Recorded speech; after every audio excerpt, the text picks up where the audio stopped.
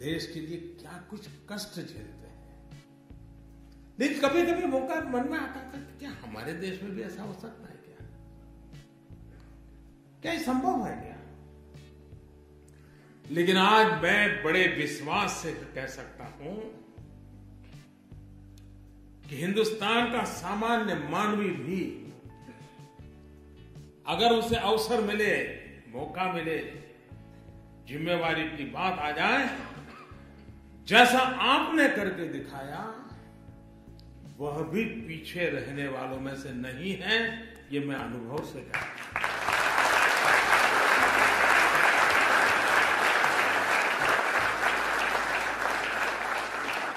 अभी अभी का मेरा ताजा अनुभव है।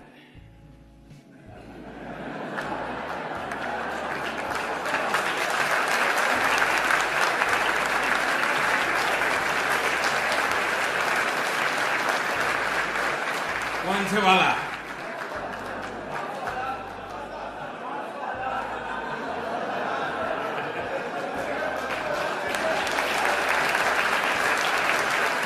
आपको भी पता है कि अचानक 8 तारीख को रात को 8 बजे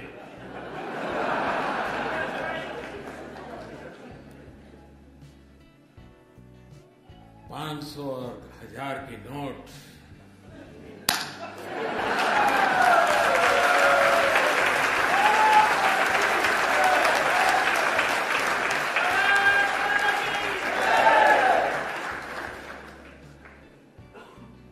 मैं 125 करोड़ देशवासियों को नमन करता हूं, सलाम करता हूं।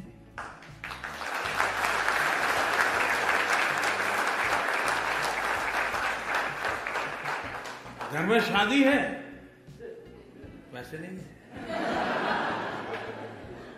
मां बीमार है, 1000 की नोटों का थप्पा है, लेकिन मुश्किल है।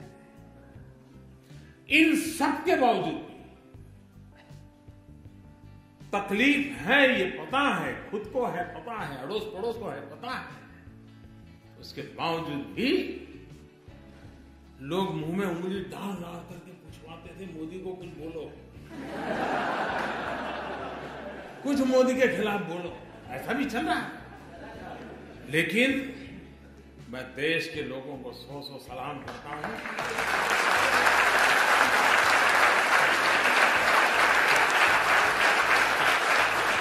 कोई 4 घंटे लाइन में खड़ा रहा, कोई 6 घंटे खड़ा रहा,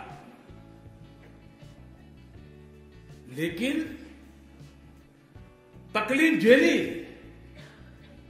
लेकिन देश के हित में इस निर्णय को वैसे ही स्वीकार और स्वागत किया है जैसे 2011 में जापान के हर नागरिक ने करके दिखाया।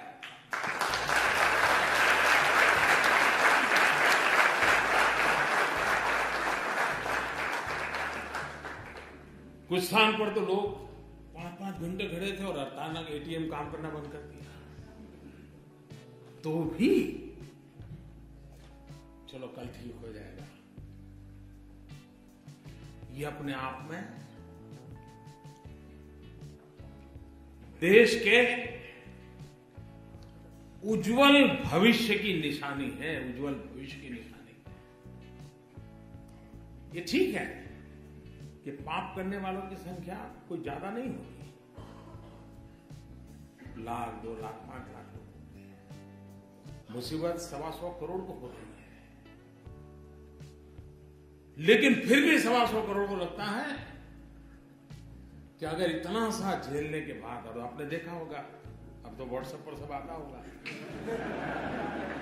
पहले गंगा में कोई चवन्नी नहीं डालता था,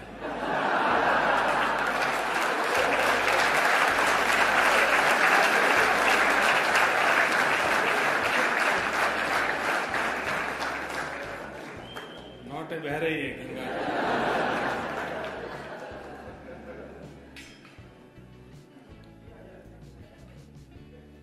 आप मुझे बताइए,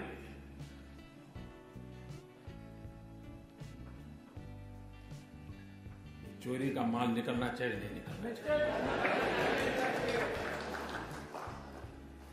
सामान्य मानवी को शिकायत ये होती है कि आप एक को फायदा हो, दूसरे को नुकसान हो। उसको लगता है भाई कानून सबके 500 की नोट गई, सबकी 1000 की नोट गई, मोदी की भी 1000 की नोट अब बाजार में चलने वाली नहीं है, तो लोग कहते भाई ये बढ़िया।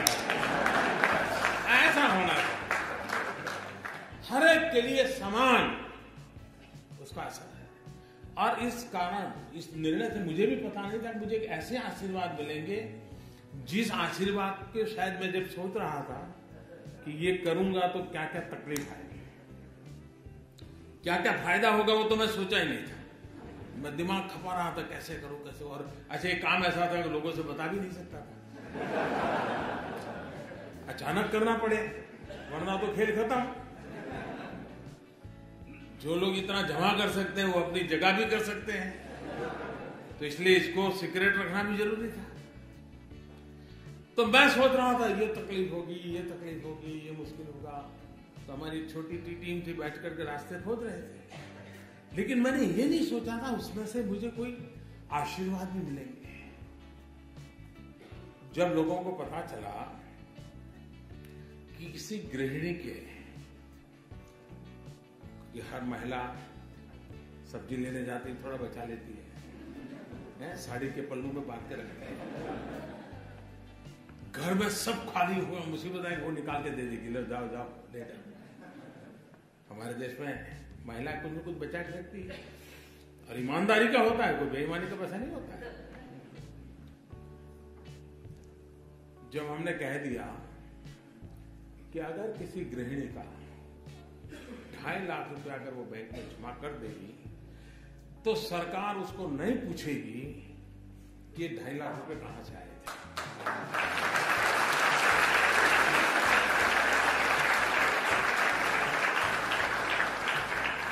इसका परिणाम क्या हुआ मालूम है? कई बेटे और बहुएं भी जो वृद्धाश्रम में मां को रख के आए थे, उन्होंने 2.5 लाख रुपए जमा करा दिया मां के खाते में।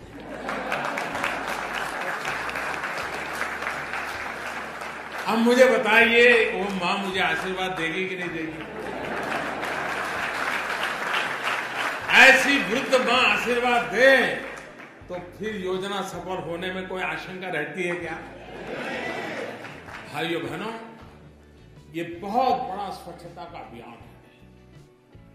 ये किसी को परेशान करने के लिए नहीं है। तकलीफ हुई है, तकलीफ तो होती, मुझे भी अंदाज, मैंने पहले दिन भी कहा, जब 8 तारीख को मैंने राष्ट्र के नाम संबोधन किया तब भी कहा कि इतना बड़ा देश है, 50 दिन दिए, जल्दबाजी करने की जरूरत नहीं, 50 दिन दिए हैं, जाकर के अपने जो ईमानदारी के हक के पैसे हैं वो जमा कराएं, बदले में उनको खाते में पैसे आ जाएंगे। लेकिन मैं इस बात को स्पष्ट मानता हूं, बिना हिसाब का अगर कुछ आया हाथ तो उसका देश आजाद हुआ तब से आज तक का हिसाब चेक करने वाला हूं।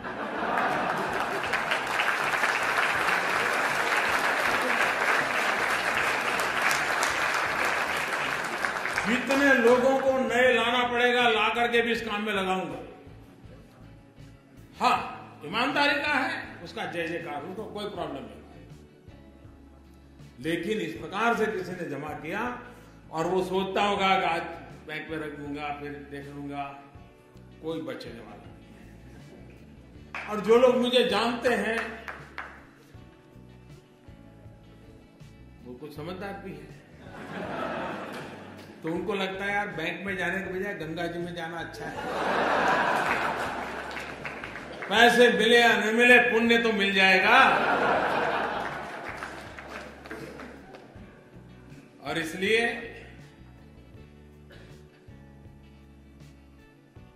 देश को मैं फिर एक बार, आज पहुंचते ही फिर से भी मैं लोगों को बार बार कहने वाला, ईमानदार लोगों की रक्षा करने के लिए मेरी सरकार सब कुछ करेगी, और बेईमानों को तो हिसाब चुकता होके ही रहेगा।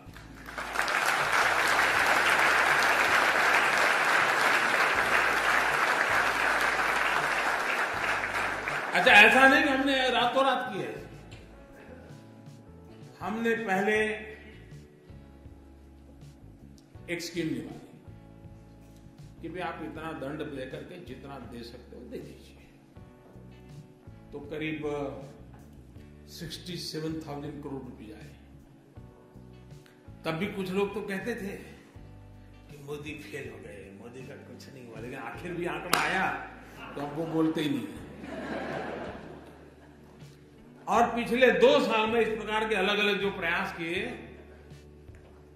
करीब करीब 1.25 लाख करोड़ रुपया वापिस आया। 1.25 लाख करोड़ रुपया।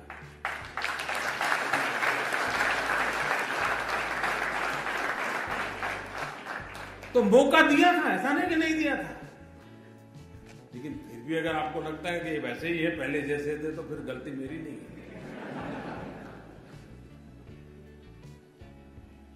और इसलिए, और जो लोग अब 30 दिसंबर तक उनके पास समय है, और 30 दिसंबर तक कोई तकलीफ के बिना सारा कारोबार, हाँ जल्दबाजी करेंगे तो थोड़ी तकलीफ हो सकती है, लेकिन 30 दिसंबर तक कोई मुश्किल नहीं होगा। 125 करोड़ देशवासियों का उनके हक की चीजें मिल जाएगी। लेकिन कुछ लोग सोचते होंगे कि 30 दिसंबर के बाद, तो मैं आज फिर से यहां ऐलान करना चाहूंगा कि ये स्कीम पूरी होने के बाद दूसरा कुछ आपको ठिकाने लगाने के लिए नहीं आएगा, इसकी गारंटी नहीं है।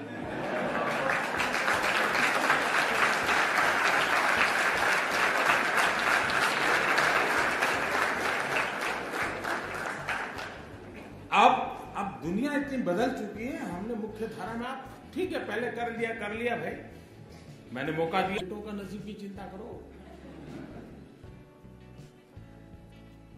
लेकिन मेरे प्यारे देशवासियों, आप लोग यहां कड़ी मेहनत करके भारत का नाम रोशन करने में लगे हैं।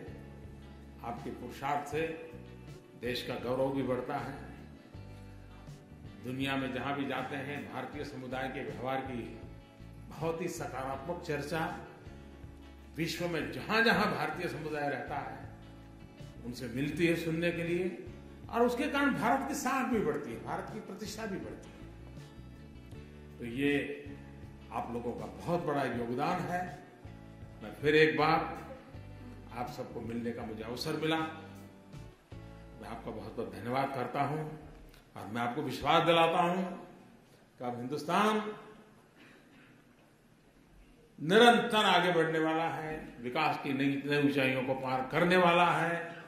जो सपने आप दुनिया में जाकर के दुनिया देखते हो, और जो अच्छी चीजें आप हिंदुस्तान में चाहते हो, वो सभी अच्छी चीजें हिंदुस्तान में होना संभव हो चुका है, होके रहेगा। बहुत बहुत धन्यवाद।